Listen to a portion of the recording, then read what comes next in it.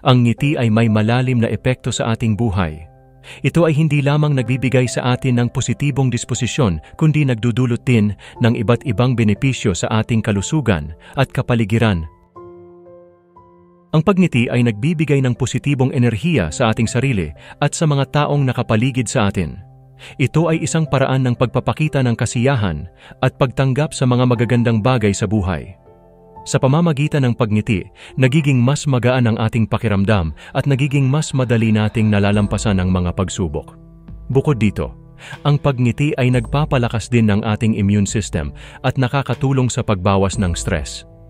Ito ay isang simpleng paraan upang mapanatili ang ating kalusugan sa pamamagitan ng pagpapalakas ng ating resistensya laban sa sakit.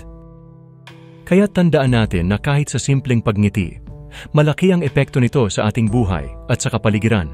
Mangyaring ipagpatuloy natin ang pagpapakita ng ngiti upang gumanda at maging mas makulay ang ating araw-araw na buhay.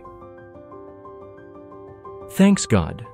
Nawa po nagustuhan nyo ang video ni Brother Chris at nawa po makasama kayo kay Brother Chris sa pagpapalaganap ng katotohanan sa pamamagitan ng pag-share ng mga video.